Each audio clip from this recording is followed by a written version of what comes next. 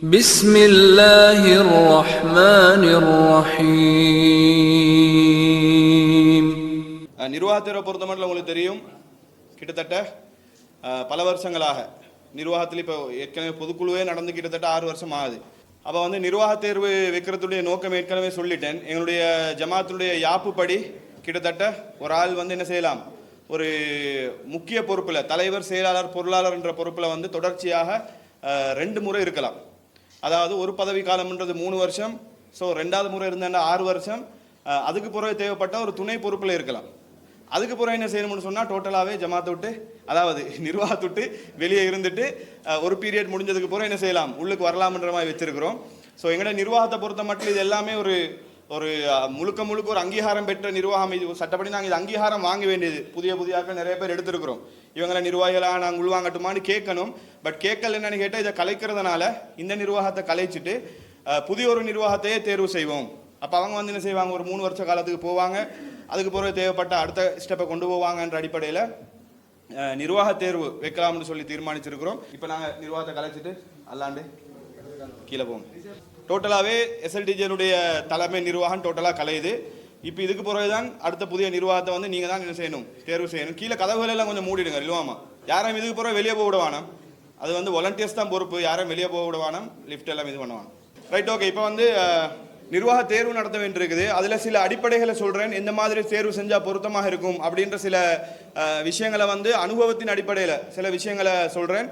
So அதுக்கு பிறகு என்ன செய்வோம், நாங்கள் தேர்வு நடத்துவோம். அந்த தேர்வு நடத்துறதுக்காக வேண்டி எங்களோட கண்டி மாவட்ட ரில்வா மாமாவையும் கண்டி மாவட்டத்தினுடைய இன்னொரு நிர்வாகி மிஷால் அவர்களையும் மேடை கலைக்கிறேன். 2 பேரும் அந்த தேர்வை நடத்தி தருமாறு கேட்டுக்கொள்கிறேன். Right, okay. இதில் நிர்வாக தேர்வு நடத்தும் போது ஃபர்ஸ்ட் மார்க்க ரீதியாக உள்ள விஷயம் என்னன்னு கேட்டால், அல்லாஹ் குர்ஆனில் சொல்லக்கூடிய கண்டிஷன்ஸ், யார் நிர்வாகியாக வரணும் அப்படின்னு சொல்லி பார்த்தீங்கன்னா, ஜமாத் நிர்வாகம்ன்றதை பொறுத்த மட்டும் எங்களுக்கு ஜமாத் நிர்வாகம் மட்டுமல்ல, பள்ளிவாசல் நிர்வாகமும் சேர்ந்து தான். அந்த ஜமாத் நிர்வாகம்ன்றது பள்ளிவாசலை மெயின்டைன் பண்ணணும். கிளைகளை மெயின்டைன் பண்ணுறது, கிளைகள் ஒட்டுமொத்த பள்ளிவாசலை மெயின்டைன் பண்ணுறது தான். ஸோ ஒரு கிளைன்றது ஒரு பள்ளிவாசலுக்கு சமன். தலைமையகத்திலும் ஹெட் ஆஃபீஸ், கீழே பள்ளிவாசல், அது நிர்வகிக்கப்பட்டு கொண்டு இருக்குது. எனவே ஒரு சிறந்த நிர்வாகம் அல்லாஹ் சொல்கிற மாதிரி ஒரு குவாலிஃபிகேஷனில் இருந்தால் மிக பொருத்தமாக இருக்கும். அல்லாஹ் சொல்லக்கூடிய தன்மை என்ன, இன்னமா யஅமுரு மசாஜித் அல்லாஹ், பள்ளிவாசலை நிர்வாகம் பண்ணக்கூடிய ஆளாக இருந்தான்னு சொன்னால் முதலாவது அவர் அல்லாஹ்வை நம்பியிருக்கணும். வல் யௌமில் ஆஹிர், மறுமை நாளை அவர் நம்பியிருக்கணும். அதே போல் அகாம சலா, தொழுகை நிலைநாற்றாலாக இருக்கணும். அவர் தொழாத ஒரு ஆளை நிர்வாகத்தில் வைக்கிறது எந்த அர்த்தமும் இல்லை. ஏன்னா பள்ளிவாசல் அல்லாஹ்வுடைய மாளிகையை நிர்வகிக்க போகக்கூடிய ஆட்கள். எனவே தொழக்கூடிய ஆளாக இருக்கணும். அதே போல் ஆத்த ஜக்காத் கொடுக்கக்கூடிய ஆளாக இருக்கணும். இது இஸ்லாத்துடைய பெரும் கடமைகளில் வரக்கூடிய விஷயம். அதே போல் அதை விட ஸ்பெஷல் குவாலிஃபிகேஷனாக இஸ்லாம் எதிர்பார்க்கக்கூடிய, அல்லாஹ் எதிர்பார்க்கக்கூடிய முக்கியமான ஒரு விஷயம் என்னன்னு கேட்டால், வலம் யக்ஷா இல்லல்லா, அல்லாஹ்வை தவிர எவனுக்கும் பயப்படக்கூடாது. என்ன சரி ஒன்றுன்னு சொன்னால், இந்த கேட்டகரி இல்லாமல் இருக்கும்போது தான் நிறைய பிரச்சனை. கிளை நிர்வாகமாக இருக்கட்டும், தலைமை நிர்வாகமாக இருக்கட்டும், இந்த ஒரு பண்பில் மற்ற எல்லாமே கரெக்டாக இருக்கும். இந்த ஒரு பண்பு வீக்காக போகும். அல்லாஹ்வை தவிர வேறு எவனுக்குமே பயப்படக்கூடாது. ஏன்னா நாங்கள் தவறு செய்யக்கூடிய ஆட்கள் இல்லை. பயம்ன்றது அல்லாஹ்வுக்கு மட்டும்தான் இருக்கணும். இங்கே என்ன நடக்குதுன்னு சொன்னால், என்ன சரி ஒரு பிரச்சனை அரைவாசி பேர் விட்டுட்டு ஓடுற மாதிரி சிச்சுவேஷன் ஆகுது. பிழை செஞ்சு இருந்தால் கூட பயப்படுறது நியாயம் இருக்குங்களாம். ஒரு பிழையும் செய்யாமல் நாட்டுக்கு நல்லதை செஞ்சு குர்ஆன் சுன்னாவை நாங்கள் பேசி எதுக்கு பயப்படணும்? அப்போ பயப்படாத ஒரு ஆளாக அல்லாஹ்வை தவிர வேறு யாருக்கும் பயப்படாத ஒரு ஆளாக என்ன செய்யணும், நிர்வாகிகள் இருக்கணும். தலைவர் மட்டுமல்ல, ஒட்டுமொத்த நிர்வாகமே இந்த கேட்டகரியில் தான் இருக்கணும். ஏன்னா ஏற்கனவே உங்களுக்கு தெரியும் 11 பேர் கொண்ட நிர்வாகம், அதில் அரைவாசி பேரை காணலை. அப்படிப்பட்ட ஒரு நிலை தான் இருக்குது. அப்போ ஈமான் உறுதியாக, கொள்கை உறுதியோடு நின்று ஃபைட் பண்ணுற மாதிரி ஒரு சிச்சுவேஷன் இருக்கக்கூடிய ஆட்களை செலக்ட் பண்ணா மிக பொருத்தமாக இருக்கும். ஸோ மார்க்க ரீதியாக உள்ள முதலாவது விஷயம், இறையச்சத்தை அடிப்படையாக வைத்து செயல்படக்கூடிய ஒரு ஆளாக இருந்தால் மிக பொருத்தமாக இருக்கும். அடுத்தது நிர்வாக தேர்வு நடத்தும் போது சும்மா விளையாட்டுக்கு முஸ்பாதிக்கு ஆட்கள் சொல்லாதீங்க. இங்கே நிறைய விஷயம் அப்படி நடந்துட்டு இருக்குது. நிறைய பேர் விளையாட்டுக்கு சும்மா ஆட்களை வேற சொல்லிட்டு போகிறாங்க. அதுக்கு பிறகு என்ன நடக்குது, பெரிய ஒரு அமானிதம்ன்றதை என்ன செய்யணும், முடிவு எடுக்கணும். சும்மா ஒரு பள்ளிவாசல் நிர்வாக தேர்வு கூட கிடையாது. அதை விட பெரிய ஒரு தேசிய நிர்வாகத்தை செலக்ட் பண்ண போகிறோம். இங்கே நீங்கள் முஸ்பாத்திக்கு ஆள் சொல்லிட்டு போனோன்னே அதுக்கு பிறகு என்ன நடக்கும்னு கேட்டால், மசூராவுக்கு வர மாட்டாங்க, எந்த இதுக்குமே வர மாட்டாங்க. நான் தானே ஏலான்னு சொன்னேன், நீங்கள் தானே கொடுத்து அடம் முடிச்சு வச்சிங்கன்னு சொல்லி ஜமாத்தே நாசமாக போகிறதுக்குரிய ஒரு இதாக இருக்கும். அதனால் நீங்கள் பரிந்துரை செய்கிறேன்னு சொன்னால் அதுக்கு நீங்கள் மறுமையில் பதில் சொல்ல தயாராக பரிந்துரை செய்யுங்க. சும்மா ஜொலிக்கு சொல்லிட்டு போய் நாளைக்கு மறுமையில் மாட்டிக்கொள்கிற மாதிரி ஒரு சூழ்நிலை வரக்கூடாது. அதனால் யாரும் விளையாட்டாக இதை எடுக்காமல் சீரியஸாக உங்களோட பார்வையில் இவரை எனக்கு பரிந்துரை செய்யலாம், இவர் ஜமாத்தை கொண்டு போவார், இதுக்குரிய சூழ்நிலை பேக்ரவுண்ட் அவருக்கு இருக்குது என்றத மனசுல வச்சு என்ன செய்யுங்க, நீங்க வந்து பரிந்துரை செய்யுங்க. சும்மா வந்து இவருக்கு பயம் பண்ண தெரியும்னு சொல்லி நிறைய பேர் நாங்கள் நிர்வாகம் செலக்ட் பண்றதே எப்படின்னு கேட்டால் இதுதான், யாருக்கு பேச தெரியுமோ அவர் நிர்வாகி. இங்க வந்து நாங்கள் அவரோட முட்டி மோத வேண்டிய சூழ்நிலை வரும். பேச மட்டும்தான் தெரியுமா இருக்கும், வேற ஒண்ணுமே தெரியாம இருக்கும். நிர்வாகம் சம்பந்தமான பேசிக்கான நாலேஜ்கள் இல்லாமல் அதுக்கு பிறகு நிர்வாகத்தில் அடிச்சு கொண்டு சாகிறதுக்கே காலம் சரியா போகும். அதனால ஓரளவு ஒரு நிர்வாகம் சம்பந்தமான நாலேஜ் உள்ள ஒரு ஆளாக மிக தகுதியான ஆளை வந்து என்ன செய்யணும், செலக்ட் பண்ணி சொன்னா மிக பொருத்தமாக இருக்கும். இது ஒரு விஷயம். அடுத்தது வந்து கொள்கை உறுதிமிக்க ஒரு ஆளாக ஏற்கனவே சொன்ன போல அதோட சேர்த்து நடைமுறையில் நாங்கள் ப்ராக்டிக்கலாக பார்க்குற இஷ்யூ என்னன்னு சொன்னால், தலைமை நிர்வாகத்தில் இருக்கும்போது குறைஞ்சபட்சம் வாரத்துக்கு ஒரு முறை நாங்கள் வாராந்த மசூரா வைப்போம். அந்த வாராந்த மசூரா தான் முழு ஜமாத்தை இயக்கிறதுக்கு அந்த 3 மணி நேரமோ 4 மணி நேரம் மசூரானா அதுதான் மெயின். அப்போ அதில் வந்து கலந்து கொள்ளக்கூடிய ஆட்களாக இருக்கணும். அப்போ அதில் கலந்து கொள்ளாமல் இருந்தேன்னு சொன்னால் ஜமாத் வந்து கன்ஃபார்மாக ஃபெயிலியராக தான் போகும். ஏன்னா ஒரே ஆள் என்ன செய்வாங்க, முடிவு எடுத்துகிட்டு போவாங்க, இருக்கிற கொஞ்சம் பேர் முடிவு எடுத்துகிட்டு போகிற மாதிரி இருக்கணும். அதனால் பொறுப்புக்கு வரக்கூடிய ஆட்கள் அந்த அமானிதத்தை உணர்ந்து ஜமாத்துக்காக வேண்டி கடைசி கட்டமாக நிர்வாகமாக செய்கிறது ஒரு கடைசி கட்ட பங்களிப்பு தான் என்ன, குறைஞ்சபட்சம் மசூராக கலந்து கொள்வது. எல்லா பயணங்கள்லையும் கலந்து கொள்ளாட்டியும் குறைஞ்ச மசூராக்கு சரி வந்து அவங்களோட கருத்து சொல்கிற மாதிரி இருக்கணும். அப்போ இந்த ஒரு நிலை இல்லாத ஒரு ஆளை தூக்கி போட்டேன்னு சொன்னால் சிரமம். அதே போல் வெளியிலிருந்து மிச்சம் தூரத்திலிருந்து நிர்வாகத்துக்கு வரலாம், அது பிரச்சனை கிடையாது. ஆனால் அதிகமாக வெளியிலிருந்து வரும்போது அடுத்த நடைமுறை சிக்கல் என்னன்னு சொன்னால், மசூராக்கு வந்து போகும்போது டிரான்ஸ்போர்ட் செலவு. இப்போ உதாரணமாக கிழக்கு மாகாணம் நீங்கள் பார்த்தீங்கன்னு சொன்னால் பாரிய ஒரு பஸ் செலவே கிட்டத்தட்ட 7-8,000 வந்துடும் வந்து போகிறதுக்குள்ள. அப்போ 4 மசூரா கணக்கு பாருங்கள், சும்மா ஒரு ரவுண்டாக ஒரு 8-10,000 வைங்களே, 40,000 ரூபா மசூராக்கு டிரான்ஸ்போர்ட் செலவு கொடுக்க வேண்டி வரும். அப்போ இது ஒரு பெரிய ஒரு நடைமுறை ஏற்கனவே மைனஸ் ஓடிட்டு இருக்குது. அதில் இதுவும் வந்து சேர்ந்தேன்னு சொன்னால் இன்னும் சிக்கலாக போகும். அதனால் வரக்கூடாதுன்றதில்ல, வரலாம். ஒருத்தரை குறிப்பிட்ட ஷோர்ட்டாக இருந்தேன்னு சொன்னால் என்ன செய்யலாம், மேனேஜ் பண்ணிக்கொள்ளலாம். ஸோ இதை கொஞ்சம் கவனத்தில் கொள்ளுங்க. கொஞ்சம் கிட்ட இருக்கிற மாதிரி இருந்தேன்னு சொன்னால், அதாவது தலைமைக்கு வந்து போகிற மாதிரி பங்களிப்பு செய்கிற மாதிரி இருந்தேன்னு சொன்னால் மிக பொருத்தமாக இருக்கும். அதுலேயும் குறிப்பாக வந்து ஃபுல் டைம் இருக்க கிடைச்சா இன்னும் பெஸ்ட். பட் ஃபுல் டைம் எல்லாரையும் வந்து ஸ்டாஃபாக வைக்கிறதுக்குரிய கண்டிஷன் இப்போ ஜமாத்திலையும் இல்லைன்றது தெரியும். இருந்தாலும் மேக்சிமம் நெருக்கமான அளவில் இருந்தேன்னு சொன்னால் ஜமாத் இன்னும் வீரியமாக போகும். ஸோ அந்த அடிப்படையில் நிர்வாக தேர்வை இறைவனுக்கு பயந்து சிறப்பான முறையில் நடத்துமாறு கேட்டுக்கொள்கிறேன். ஸோ இப்போ முழு அதிகாரமும் போக போது இவங்க 2 பேருக்கும் தான். இவங்க 2 பேரும் பார்த்து முடிவெடுப்பாங்க. அஸ்ஸலாமு அலைக்கும் வரஹ்மத்துல்லாஹி வபரகாத்துஹு. இப்போ நாம் ஒரு முக்கியமான ஒரு சந்தர்ப்பத்தில் முக்கியமான ஒரு நேரத்தில் இருக்கிறோம். ஏன்னா அடுத்த கட்ட நிர்வாக தேர்வு, தேசிய நிர்வாகிகளை தேர்வு செய்யக்கூடிய ஒரு தருணம். இந்த தேர்வுக்கு முன்னாடி ஜமாத்துடைய பைலா அது சம்பந்தமான ஒரு தகவலை நான் முதல்ல தெளிவுபடுத்திக்கிறேன். பொதுவாக வந்து தேசிய நிர்வாகத்துக்குள்ளே வரக்கூடியவங்க தொடர்ச்சியாக 3 தடவை முக்கிய பொறுப்புகளுக்கு வர முடியாது. தலைவராகவோ செயலாளராகவோ பொருளாளராகவோ வர முடியாது அப்படின்னு நாம் ஒரு கேட்டகரி வச்சுருந்தோம். அதுதான் இப்போதைக்கு வரைக்கும் நடைமுறையில் இருக்குது. ஆனால் இதில் ஏதாவது சட்டத்திட்டங்களை மாற்றுறதாக இருந்தால் பொதுக்குழு உறுப்பினர்களுடைய அனுமதியின் பேரில் நாம் என்ன செஞ்சுக்கலாம், மாற்றிக்கொள்ளலாம். ஆரம்பத்தில் ஜமாத்துடைய வளர்ச்சியை பொறுத்த வரைக்கும் அது ஒரு பெரிய ஒரு வளர்ச்சியாக இருந்துச்சு. எந்த அளவுக்கு வளர்ச்சின்னு சொன்னால், பொதுக்குழுக்கும் நான் வாரேன்னு சண்டை பிடிப்பாங்க. நாம் எப்படியெல்லாம் ரூல்ஸ் போடுவோம்னு சொன்னால், கிளை நிர்வாகிகள் பரிந்துரைக்கக்கூடிய ஒரு சில உறுப்பினர்கள், நிர்வாகிகள் வரலாம், தாய்க்கள் வரலாம். கூடுதலாக யாராவது ஒரு 10 பேரை கேட்டாங்கன்னு வைங்களேன், 2 பேருக்கு அனுமதி கொடுப்போம். அந்த அளவுக்கு அடிச்சு பிடிச்சிட்டு பொதுக்குழுக்கு வந்தாங்க. அந்த அளவுக்கு ஜமாத்துடைய வளர்ச்சி இருந்துச்சு. இதை ஏன் சொல்றேன்னா, பலமா இருக்கக்கூடிய நேரத்தில் தான் தொடர்ச்சியாக 3 தடவை நிர்வாகத்துக்குள்ள வர முடியாதுன்னு ஒரு சட்டத்தை வச்சிருந்தோம். ஆனால் இப்போ ஜமாத் ஆரம்பத்தில் எப்படி இருந்துச்சோ அந்த நிலைமைக்கு நம்ம வந்திருக்கிறோம். திரும்பவும் ஜமாத்தை வளர்த்துட்டு போகக்கூடிய ஒரு நிலையில தான் நம்ம இருக்கிறோம்.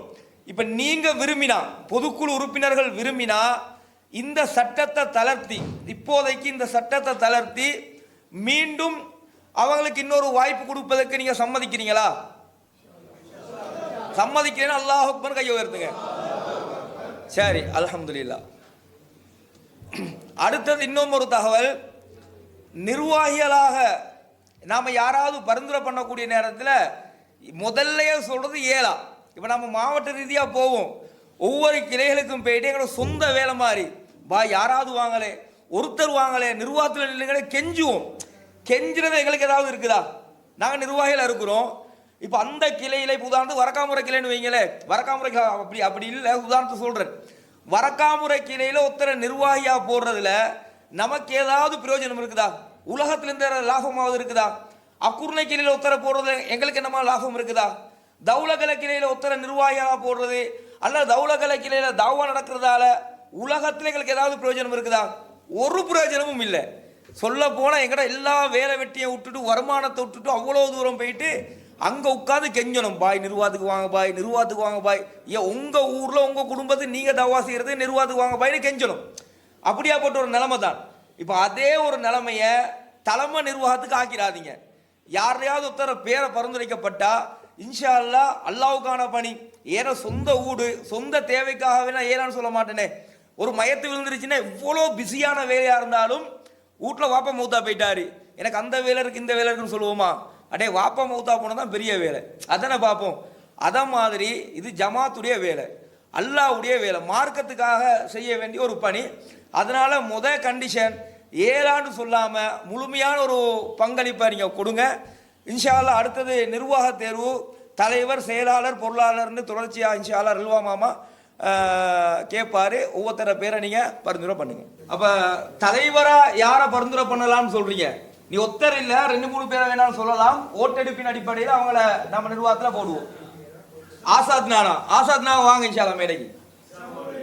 இஷா மௌலவி வாங்க.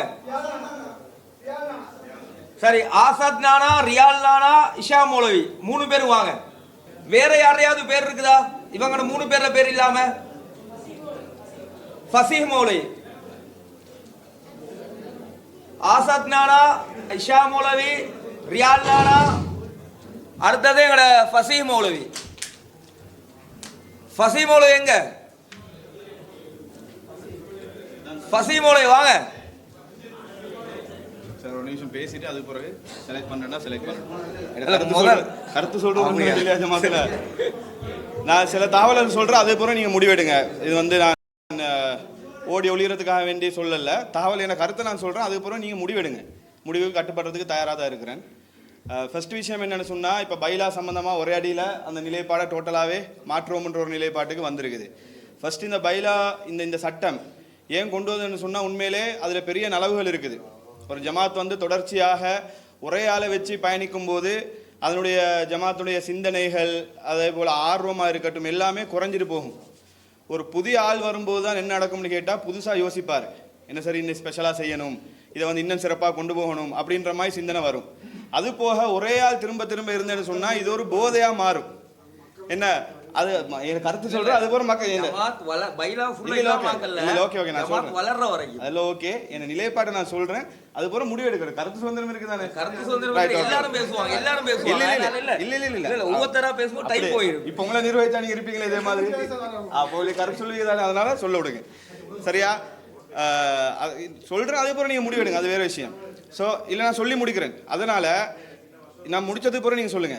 விஷயம் என்னன்னு சொன்னா, ஸோ இதுக்கு முன்னே உங்களுக்கு தெரியும், சில குறிப்பிட்ட ஆட்களே நிர்வாகத்தில் இருக்கணுன்ற மாதிரி நிலை வந்து லாஸ்ட்டுக்கு அதை போதை முத்தி போய் லாஸ்ட்டுக்கு ஜமாத்தே சீரழிகிற மாதிரி ஒரு சூழ்நிலையும் வந்துச்சு. ஸோ இது தொடர்ந்து இருக்கும்போது தலைவர் அல்ல செயலாளர் சொல்லிட்டே இருக்கும்போது எங்களுக்கு தெரியாமல் என்ன நிலைப்பாடு வரும், நான் தான் கண்டினியூ பண்ணணும், நான் தான் தலைவராக இருக்கணும் அப்படின்ற மாதிரி மனநிலையும் வரலாம்.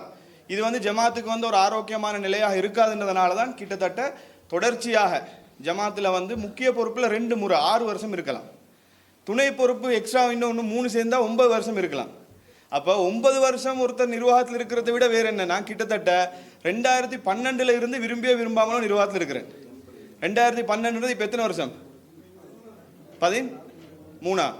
நடுவில் பிரச்சனைகள் வந்து தடை எல்லாம் வந்து ஏதோ எதுலேயுமே அல்லாட கிருப்பையால் பிரச்சனைன்னு வரக்குள்ள விட்டுட்டு போகவும் இல்லை. இந்த ஜஹரான் பிரச்சனையாக இருக்கட்டும், அடுத்து ஜமாத் வந்து பிளவுபட்ட பிரச்சனையாக இருக்கட்டும், மேக்சிமம் கடைசி வரைக்கும் நின்று போராடி தான் இருக்கிறோம். இப்போ அப்படிப்பட்ட ஒரு நிலை இல்லை, அல்லாண்டு ஒரு நல்ல நிலைக்கு வந்திருக்குது. ஸோ அதனால் இது ஒரு விஷயம். அடுத்த விஷயம் என்னென்னு சொன்னால், தேவையில்லாத விமர்சனங்களையும் தவிர்க்கலாம். எப்போ பார்த்தாலும் இவர் தான் தலைவரா, வேறு ஆள் இல்லையா அப்படின்ற மாதிரி வெளியில் விமர்சிக்கப்படும். விமர்சனத்துக்கு நாங்கள் பயப்பட தேவையில்லை, பட் சில நியாயமான விமர்சனங்களாக இருந்தால் ஏற்றுக்கொள்ள தானே வேணும். ஜமாத்தில் நிர்வாகிக்க ஆள் இல்லாட்டி பிரச்சனை இல்லை. ஸோ அப்படிப்பட்ட ஒரே நிலையும் இருக்கிறதுனால என்ன இந்த நிர்வாக பொறுப்புக்கு முக்கிய பொறுப்புகளுக்கு கொண்டு வராமல் இருக்கிறது. சொல்லப்போனால் எங்களோட நிர்வாக பொறுப்புகள் இல்லாமல் அதுக்காக வேண்டி ஜமாத்திலிருந்து போகிறன்றது அல்ல. மேக்சிமம் ஜமாத்திலிருந்து எங்களால் ஏழுமான பங்களிப்பை தரத்தான் போகிறோம். ஸோ பொறுப்புக்கு கொண்டு வராமல் இருந்தால் நல்லமன்றது என்ற தாழ்மையான ஒரு ரிக்வெஸ்ட். என் கருத்தை நான் சொல்லிட்டேன், உங்களோட கருத்து நீங்கள் சொல்லலாம். ஆரம்பத்திலே நம்ம சுருக்கமாக சொல்லிட்டோம். இல்லை ஒரு செகண்ட் இருங்க. ஜமாத்துடைய பைலாவை நாங்கள் மொத்தமாகவே மாற்றல, டெம்பரரியாக ஜமாத்துடைய வளர்ச்சிக்காக வேண்டி இந்த ஒரு பொதுக்குழு நாங்கள் என்ன செய்கிறோம், மாற்றுவோமான்னு கேட்டோம். நீங்கள் சரியான மாதிரி எல்லாருமே விருப்பம் தெரிவிச்சிருக்கிறாங்க. பொதுக்குழு உறுப்பினர்களுடைய விருப்பத்தின் அடிப்படையில் தான் என்ன செய்ய போகிறோம்டா, ஏற்கனவே முக்கிய பொறுப்புக்கு வந்த ஆக்களும் உங்களோட விருப்பம் இருந்தால் மீண்டும் என்ன செய்யலாம், வரலாம். இப்போ இஷாமுலை தலைவராக இருந்தார், இல்லை அவர் தலைவராக வேணாமப்பா எங்களுக்கு வேறொருத்தர் தான் தலைவராக வேணும்னா ஆசாத் நானாவை போடுறதா இருந்தால் போடலாம், ரியால் நானாவை போடுறதாக இருந்தால் போடலாம். இல்லை சொல்கிறேன், ஒரு கருத்து சொல்கிறேன். நானும் ஒரு பொதுக்குழு உறுப்பினர் தான், அந்த அடிப்படையில் அப்படி போடலாம். இவங்க முக்கிய பொறுப்புலையே மாறி மாறி நம் மக்கள் விரும்பினா நாங்கள் விரும்பினா அப்படி நம்ம செஞ்சு கொள்ளலாம். இது ஒரு செட்டப்பை நான் சொல்கிறேன். இன்ஷால்லா இப்போ 3 பேர் நாங்கள் என்ன செஞ்சுருக்கிறோம், பரிந்துரை பண்ணிக்கிறோம். 3 பேர் கொஞ்சம் திரும்பி நில்லுங்க, ஓட்டுட்டு போயிடுத்துருவோம். இல்லை பேசுகிறதா இருந்தால் தொடர்ந்து பேசிட்டே இருக்கணும். கருத்து ஓகே ஓகே. இல்லை நான் இல்லை பெருசாக இல்லை ஒன்று ஒரு விஷயம் தான். இஸ்லாம் சொன்னதை மட்டும் நான் கொப்பி அடிக்க தான் போகிறேன், வேறுன்னு சொல்ல மாட்டேன், புதுசாக சொல்லலை. இஸ்லாம் கொஞ்சம் ஒரு நிமிஷம், ஒரு 3 விமர்சனம் தான். இஸ்லாம் பிரதர் சொன்னது 2016 இருக்கிறேன்னு சொல்லி அது ஒரு விமர்சனமாக போகும்னு சொன்னார். நான் 2010 இருக்கிறேன், அதை கவனிச்சுக்கோங்க. ஒன்று. ரெண்டாவது ஒரு நிமிஷம், வெளியே போன உள்ளே தான் இருக்கிறேன், வெளியே அனுப்பவே இல்லை. ஒன்று. அதெல்லாமல் தொடர்ச்சியாக நினைக்கிறதால இவர் சொன்னது போல் புதுசாக யாரும் வந்தாங்கன்னு சொன்னால் இன்னும் புதிய தகவல் உருவாகி ஜமாத்தையும் மேல்மிச்சு கொண்டு போகலாம். நான் ஓரடி பழைய 2005 ஸ்டார்ட் ஆகி 2010 வந்து அதில் இப்படி தூரம் வந்ததால் கொஞ்சம் நீங்கள் பென்ஷன் ஆகி நல்ல நினைக்கிறேன். என் கருத்து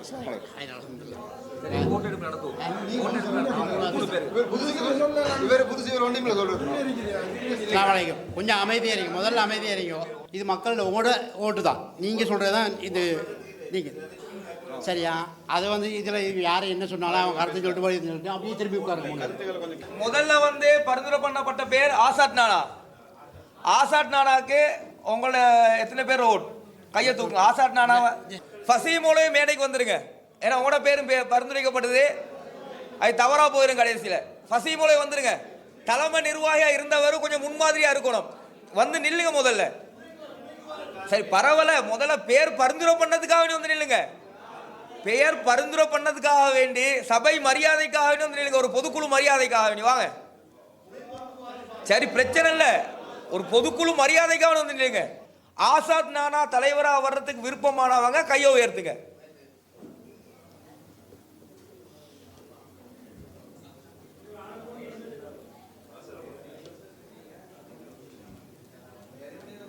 ரைட்.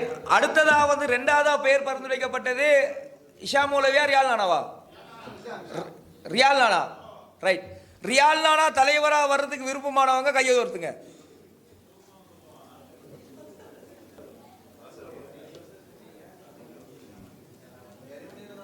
ரைட். அடுத்து இஷா மௌலவியா தலைவரா போறதுக்கு விருப்பமானவங்க கையை உயர்த்துங்க.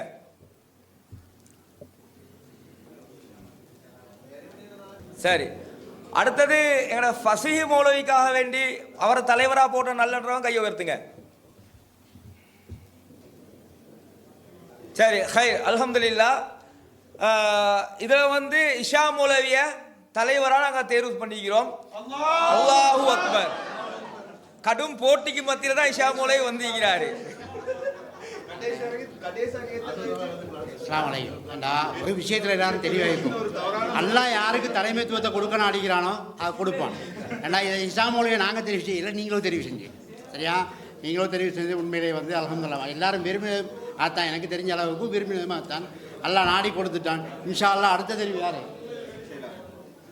சரி அடுத்ததா இன்ஷா அல்லாஹ் செயலாளருக்காக பேரை பரிந்துரை பண்ணுங்க. அப்ப செயலாளருக்காக வேண்டி ஃபசீஹ் மௌலவியை பரிந்துரை பண்ணியிருக்கிறாங்க. அடுத்ததா யாரை பரிந்துரை பண்றீங்க? யாரு? ரசீனா ரசானா? ரசான். ரசான் மௌலவி கொழும்புல இல்ல, அவரும் ஊர்லயே போயிட்டு செட்டில் ஆயிருக்கிறாரு. நான் என்ன கேட்குறேன்னா, இப்போதான் சொன்னேன், ஜோக்குக்கு சொல்லாதீங்க. ரசான் மௌலவி ஆல்ரெடி ஒரு இதில் ஃபிக்ஸாக இருக்கிறாரு. உங்களுக்கு தெரியும் தானே, அது தெரிஞ்சு கொண்டு தானே ரசான் மௌலியை சொல்கிறீங்க. அப்போ சும்மா டைம் வேஸ்ட் தானே. அவர் வந்து ஆல்ரெடி ஒரு தொழிலில் வந்து ஃபிக்ஸ் ஆகி மஷூராக்கே வந்து கொள்ள இல்லாத கண்டிஷனில் இருக்கிறாரு.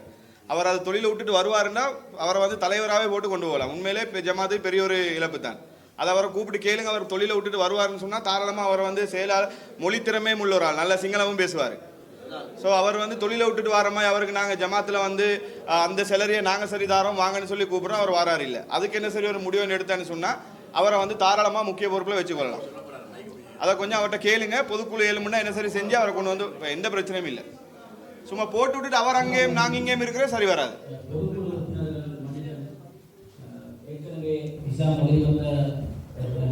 தேர்வு செய்யக்கூடிய சொல்ற மாதிரி நீங்கள் ஜோக்கு சொல்லாமல் ஜமாத் அடுத்த கட்டத்தில் கொண்டு போகக்கூடிய தூர சிந்தனையோடு நீங்கள் செய்கிற நிர்வாகிகளை முன்மொழிங்க. நான் உண்மையில் உதவி இருக்கிற நேரத்திலையும் கடுமையான ஒரு கில்ட்டியோடு தான் உதவி இருக்கிறேன். நீங்கள் தான் தருவாக ஒத்துழைப்பு கொடுக்கவில்லை.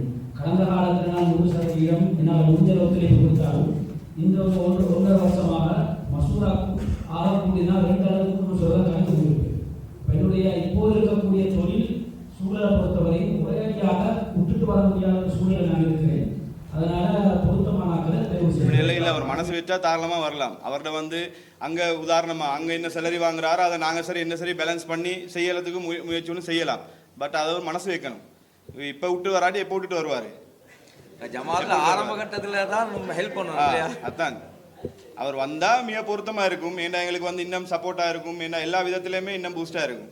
பட் அவர் வராமல் இருக்கிறது தான் எங்களுக்குள்ள பெரிய ஒரு பிரச்சனை. என்ன மொழி விஷயங்களாக இருக்கட்டும் எல்லாமே இப்போ சிஐடி இன்கொயரி முதல் கொண்டு எல்லாமே இப்போ நாங்கள் அவர் இல்லாட்டியும் நாங்கள் எல்லாம் தான் ஃபேஸ் பண்ணிகிட்டு இருக்கிறோம். இப்போ நாளைக்கு இன்னொரு இன்கொயரி இருக்குது சென்ட்ரல் பேங்க்கில், அதுக்கும் அவரும் போகணும் நாங்களும் போகணும், அப்படி கண்டிஷனில் தான் இருக்குது. ஸோ வந்தால் மிக பொருத்தமாக இருக்கும். ஆனால் ஃபுல் டைம் வந்து இருந்தால்தான் முக்கிய பொறுப்பில் இருக்கலாம், இல்லாட்டி போய்வேல. என்ன இதில் வந்து எனக்கு என்ன பொறுத்தவரை இந்த ரசான் பிரதர் வந்து உள்ளுக்கு வராது வந்து ரொம்ப பிரயோசனம். ஏன்டா அது அந்த பிரச்சனை டைமில் சிஐடி பிரச்சனை டைம்ல எல்லாம் முழுக்க அவர் தான் போய் கம்ப்ளைண்ட் பண்ணார், போனார், எல்லாம் சிங்களத்தில் பேசினார், இல்லை அத்தனை விஷயமும் செஞ்சார். எங்களுக்கு ஒரு சிங்களத்தில் தாய் ஒன்று இல்லைன்னு சொல்ல ஒரு பிரச்சனை கூட இல்லாமல் இருந்தது அந்த டைமில். இப்போ டோட்டலாக பங்களிப்பு இல்லாமல் போயிட்டு இப்போ ஒட்டுமொத்தமாக இல்லை. அவர் ஒரு தாயாக கூட ஒரு இடத்துக்கும் போகிறது கிடையாது. உண்மையிலே பெரிய ஒரு இழப்பு எங்களுக்கு.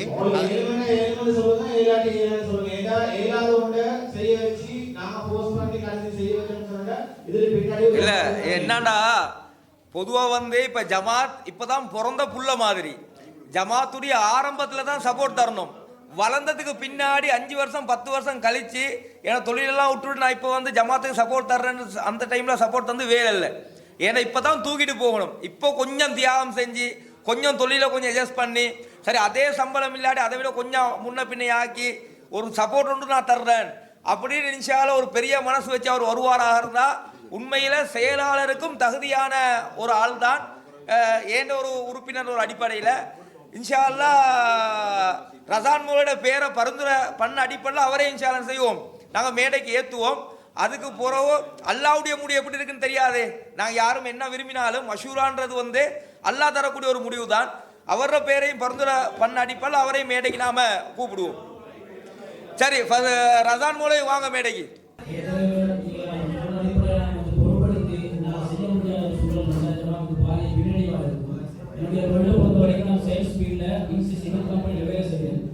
நான் முன்னிட்டு டிஎஸ் மாதிரி கடைகளுக்கு சீமெண்ட் கொடுத்த கணக்கு வழக்கு வருது.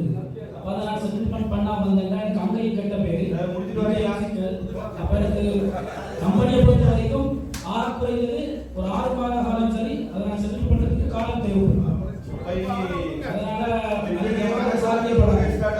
அடுத்த பொதுக்குழுல இன்ஷா அல்லாஹ் நிச்சயமாக முக்கிய பொறுப்புக்கு வாரமாய் முன்கூட்டியே கணக்கு வழக்கெல்லாம் கொடுத்துருங்க. இப்போதே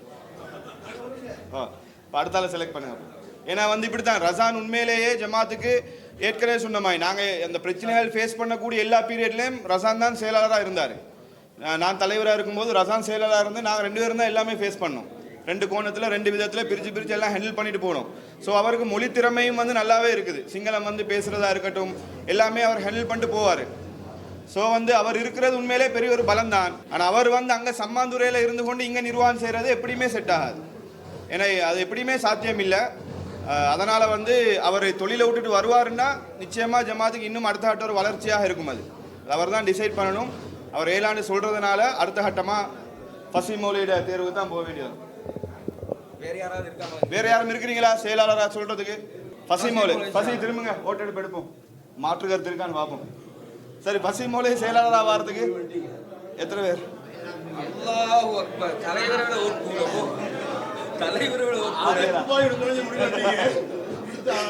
ஏகமானதா தீர்மானிக்கப்பட்டார் பசி. ரைட். இப்போ அடுத்து வந்து வெரி வெரி இம்பார்ட்டன்டான பொறுப்பு பொருளாளர். இப்போ அடுத்து அந்த நஷ்டத்தை எல்லாமே ஈடு செய்ய போறது வந்து பொருளாளர் தான். அதனால சிறந்த ஒரு பொருளாளரை வந்து தேர்வு செய்யுங்க. யாரு? ஆசாத் நானா, ரியால் நானா, ஃபௌசாத் பாய், ரில்வான் நானா, 4 பேர் வாங்க. சரி, அவசரமாக ஓட்டெடுப்பு எடுப்போம். டக்கு நிமிஷம் முடிச்சு கொள்ளையிலும். முதல்ல ஆசாத் நானா பேரை சொன்னாங்க, 2வது ரியால் நானா பேர், 3வது ஃபௌசாத் நானா, 4வது எங்கட ரில்வான் நானா. எங்கட ரில்வான் நானா வந்து ஏற்கனவே ஆரம்பத்திலிருந்து எங்கட ஜமாத்தில் இருந்தார், பொருளாளராகவும் இருந்தார். ஃபௌசாத் நானா இப்போ தொடர்ச்சியாக 3 தடவை பொருளாளராக இருக்கிறவர். ரியால் நானா உங்கள் எல்லாத்துக்குமே பெரும்பாலும் தெரிஞ்சிக்கும். ஆசாத் நானா வந்து மாபுல கிளையில பெரிய அளவில் ஒரு பங்களிப்பெல்லாம் கொடுத்து கொழும்பு மாவட்டத்திலேயும் டிஎன்டிஜேவுடைய இலங்கை கிளையில ஆரம்பத்திலேயே ஒரு நிர்வாகியாக இருந்த ஒரு ஆள் தான் ஆசாத் நானா.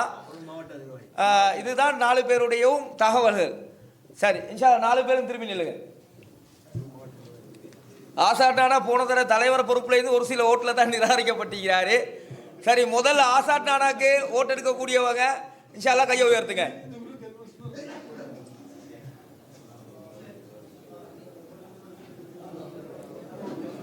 சரி, மொத்த பொதுக்குழு உறுப்பினர்களை 3/4 பேர் கையை உயர்த்திட்டீங்க. அப்போ மத்தாக்களை நாம ஓட்டு எடுப்பாம ஆசாத் நானாவே இன்ஷா அல்லாஹ் பொருளாளராக போட்டுருவோம். அல்லாஹு அக்பர். இப்ப துணை தலைவர். சரி, அடுத்ததாக துணை தலைவருக்கு பேர் பரிந்துரை பண்ணக்கூடியவங்க ரியாலான் அப்படியே வாங்க மேல வாங்க. சரி, ரியாலானா துணை தலைவரா? வேற யாராவது பரிந்துரை பண்ணிட்டீங்களா? இல்ல. சரி, அல்லாஹு அக்பர். எல்லாரும் மேக்ஸிமம் ஓட் ஏகமனதாக தீர்மானிக்கப்பட்டிருக்காரு. அடுத்து துணை செயலாளர். துணை செயலாளர்கள் துணை செயலாளர் பேர் எங்களுக்கு 11 பேர் வரைக்கும் போடலாம். டோட்டல் நிர்வாகம் 11 வர மாதிரி. அதுல பேலன்ஸ். சரி, இன்னும் 7 பேரை வந்து துணை செயலாளர்களாக போடலாம். இன்ஷா அல்லாஹ் நீங்க என்ன செய்யுங்கன்னாக்க உங்க பகுதிகளில் நல்ல வீரியமா இருக்கிறவங்க, அதே மாதிரி வந்து கொஞ்சம் பங்களிப்பு கொடுக்கக்கூடியவங்க, இவங்களோட பேர்கள் என்ன செய்ய பேர்களை நீங்க இன்ஷா அல்லாஹ் பரிந்துரை பண்ணுங்க. ஃபாராஸ் 1 வாங்க, ரிகாஸ் 2, கொழும்பு ரில்வான் நானா முன்னுக்கு வாங்க, ரீசா பிரதர், ஃபௌசாத் பாய் வாங்க. சரி, உங்களுக்கு கருத்து அஸ்ஸலாமு அலைக்கும். இந்த இடத்துல ஒருத்தரை பேர் சொல்லும்போது எழும்பி வர்றாங்க. யாருமே விருப்பத்தோடு வர்றதில்லை. ஆனால் மிக நிச்சயமாக நீங்கள் இந்த முறை அல்ல, அடுத்த முறை அல்ல, அதுக்கடுத்த முறை அல்ல, 10 தடவை வச்சாலும் நிர்வாகத்துக்கு வந்து உட்காரும். ஏன்னு சொன்னால் இது கொள்கை உறுதி. சபை விருப்பமோ சபை மதிப்போ அல்ல. எந்த வேலை இருந்தாலும் இந்த கொள்கைக்காக நாங்கள் எதையும் செய்வோம். பல வருஷமாக செஞ்சிட்டு இருக்கிறோம்.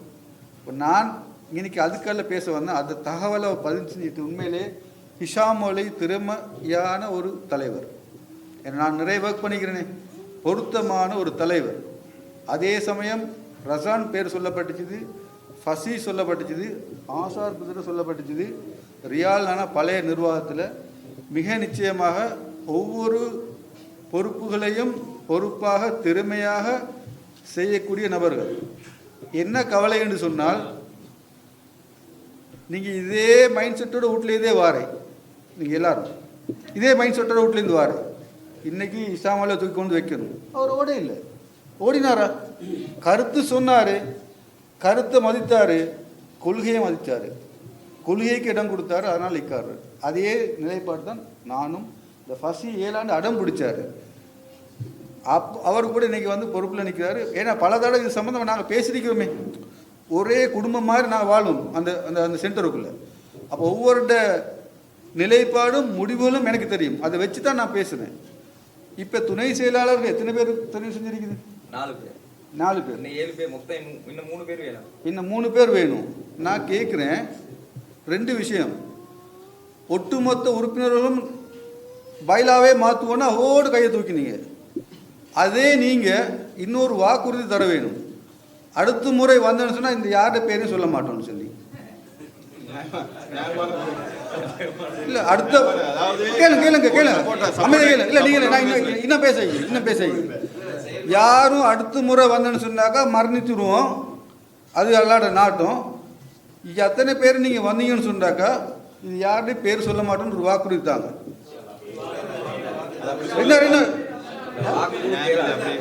அப்ப இன்னொன்று சார், இன்னொரு கோரிக்கை இருக்குது. இப்ப 3 பேர் தேவை தானே? எல்லாரும் பேர் சொல்லித்தானே வந்தீங்க இவ்வளவு காலமும். இந்த கொள்கைக்காக நான் தியாகம் செஞ்சு நான் வரேன்னு 3 பேர் வாங்கல. 3 பேர் யார் சொல்லுவாங்க? நான் இவ்வளவு தான் நியமிச்சு ஈக்கிறாக்களே செஞ்சாக்களே கொண்டு வச்சுக்கிறீங்க. செய்வோம். எக்ஸ்பீரியன்ஸ் இருக்குது. எக்ஸ்பீரியன்ஸ் உங்களை புதியாக்களுக்கு வரக்கூடாதா? இன்னைக்கு ஆசாத் பிரதர் இருக்கிறாரு அக்கௌண்ட்ஸுக்கு மாஷாலா. என்னோட நான் அக்கௌண்ட் செஞ்சதுக்கு ஒடிட் தான் செக் பண்ணி தான் போனேன். 4 மாதத்துக்கு 6 மாதத்துக்கு ஒருக்கா மசூராக்கே நான் வரதில்லை. இருந்தாலும் ஜமாத்தை ஓட்டிட்டு இருக்குது. ஆசாத் பிரதர் பக்கபலமாக இருப்பாங்க. நான் உண்மையில எதிர்பார்த்தேன் அவர் பொருளாதார வரணும்னு நான் எதிர்பார்த்தேன். அது தீர்மானிக்கப்பட்டார். அதே மாதிரி இன்னும் 3 பேர் வாங்க. நாங்களாம் விரும்பி வாங்கலை. அதுக்கு இடம் கொடுங்களேன். சும்மா எல்லாம் அமைதியா இருங்களேன். நீங்க சொல்ல வானது இல்ல, கேட்க சொல்லல. நீங்க கேட்க வானது. அவங்கள நானா விரும்பி இந்த கொள்கைக்கு இந்த ஜமாத்துக்கு இவ்வளவு காலம் இருக்கிறோம். ஒரு 3 பேர் வாங்கல. முதலாவது ஒரு ஆள் எழும்புங்கள. நான் இந்த கொள்கைக்கான நான் தான் உதாரணம் சொன்னேன். இவ்வளவு பேர் நாங்கள் நியமிச்சு நாங்கள் வந்து விருக்காம வந்து நிற்கிறோம். எழும்புங்கள. யார் எழும்புரு? ஒரு ஆள் எழும்புங்கள. முதலாவது ஒரு ஆள் எழும்புங்கள. நான் வாரேன், மசூராக்கெல்லாம் வருவேன், துணை செயலாளர் வருவார், நான் இருக்கிறேன்னு சொல்லி எழும்புங்கள. சரி, இன்ஷா அல்லாஹ். இப்போ நீங்கள் 4 பேரை பரிந்துரை பண்ணியிருக்கிறீங்க. இன்னும் 3 பேரை பரிந்துரை பண்ணுங்க இன்ஷா அல்லாஹ். ரிகாஸ் இருக்கிறாரு. சிலாஃபம் இஃப்னாஸ். அஸ்ஸலாமு அலைக்கும் வரஹ்மத்துல்லாஹி வபரகாத்துஹு. அன்பான கொள்கை சகோதரர்களே, அல்ஹம்துலில்லாஹ், அல்லாஹ்வுடைய உதவியை கொண்டு இந்த ஜமாத்துடைய, அதாவது எஸ்எல்டிஜே 2வது தரத்தில் இருந்து ஆரம்பித்த காலத்திலேருந்து ஜமாத்துடைய இருந்து கொண்டிருக்கிறேன். சில பொறுப்புகளை அல்லாஹ்வுடைய உதவியை கொண்டு ஒரு காலத்தில் செஞ்சு கொண்டிருந்தேன். அல்ஹம்துலில்லாஹ். இப்போ உங்களுக்கு எல்லாத்துக்குமே தெரியும் என்னையை பற்றி எப்படின்னா, என் உடல் நலம் எனக்கு ஒரு குறைபாடு இருக்குது. அல்ஹம்துலில்லாஹ், எனக்கு செஞ்ச ஆப்ரேஷனில் சக்ஸஸ் பரவாயில்லை. அடுத்து அந்த உடம்பு வந்து அந்த பெரிய ஒரு விஷயத்தை தூக்கி கொண்டு போகிறதுக்குரிய சக்தி இல்லை. இந்த ஜமாத்தை பொறுத்த வரைக்கும் அது வந்து பெரிய ஒரு சுமைன்றதை விட அது ஒரு தூக்கப்பட வேண்டிய ஒரு இது. அதுக்குரிய வாய்ப்பு எனக்கு கொஞ்சம் குறைவாகிக்குது. அதனால தான் நான் எனக்கு இன்னும் கொஞ்சம் ரெஸ்ட்டை தாங்கன்னு சொல்லி பரிந்துரையாக கேட்டுக்கொள்வேன். அஸ்ஸலாமு அலைக்கும். சரி, எங்களோட துணை செயலாளராக 5 பேரை வந்து தேர்வு பண்ணிக்கிறோம்.